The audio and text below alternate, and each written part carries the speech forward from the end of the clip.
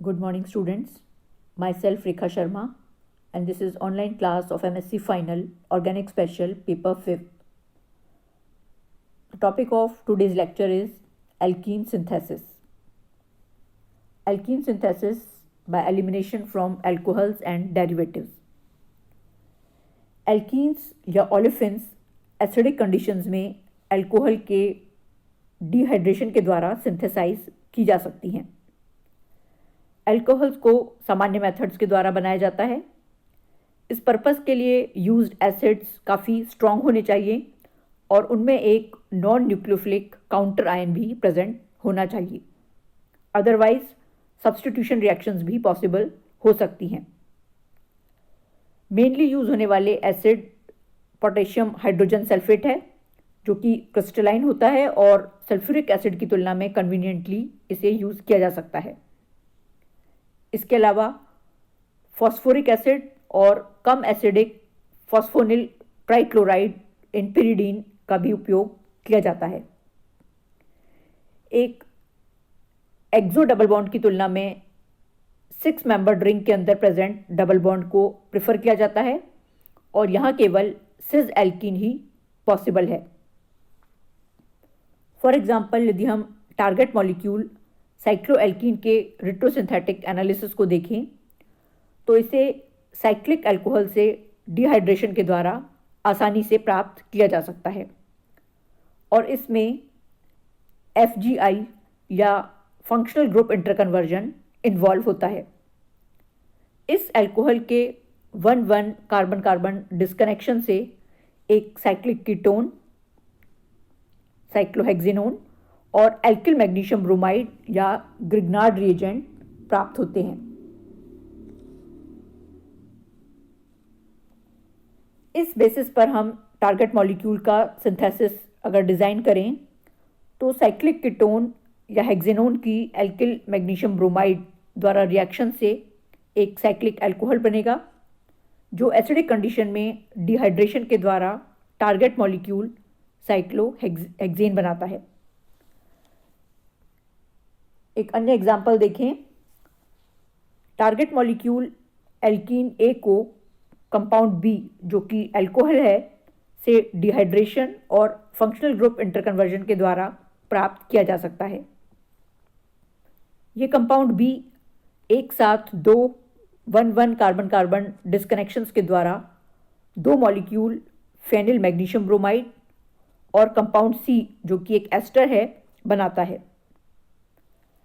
अतः कंपाउंड सी यानी एस्टर को स्टार्टिंग मटेरियल के रूप में लेकर हम टारगेट मॉलिक्यूल का सिंथेसिस डिजाइन करेंगे। एस्टर सी 2 मॉलिक्यूल फेनिल मैग्नीशियम ब्रोमाइड से रिएक्शन के द्वारा कंपाउंड बी यानी अल्कोहल देगा, जो फॉस्फोनिल क्लोराइड इन पिरिडीन के द्वारा डिहाइड्रेशन से टारगेट मॉलिक्यूल ए बना देगा।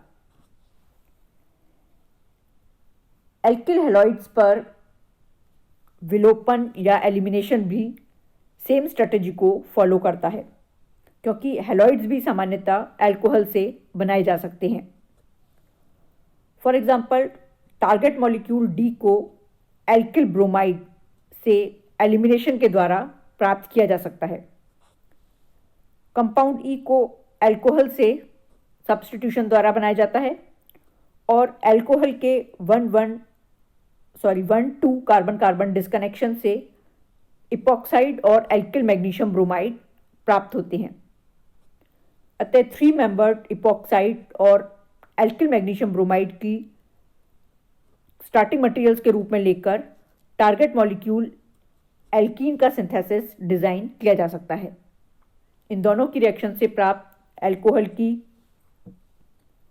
फॉस्फोरस ट्राइब्रोमाइड से रिएक्शन करवाने पर हमें एल्किल ब्रोमाइड प्राप्त होता है, जो टर्शरी बुटाऑक्साइड बेस की प्रेजेंस में एलिमिनेशन के द्वारा टारगेट मॉलिक्यूल एल्कीन बनाता है। बाय विट्टिग रिएक्शन,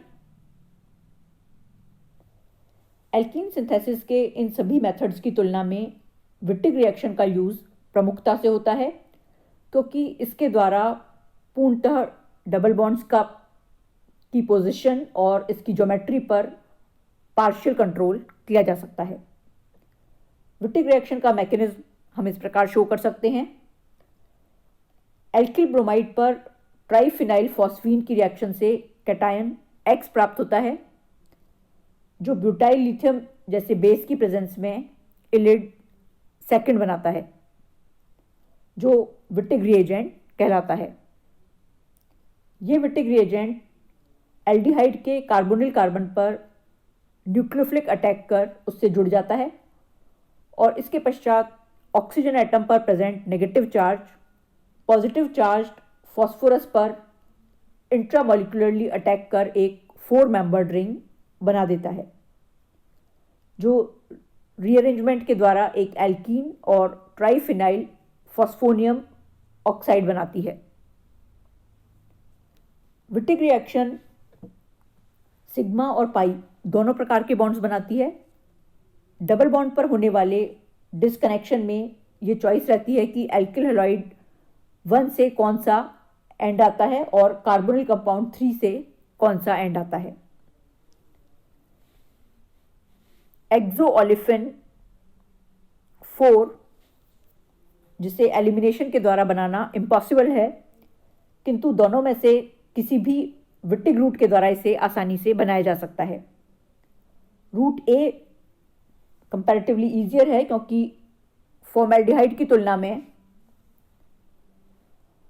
साइक्लोहेक्सेनोन को हैंडल करना आसान है।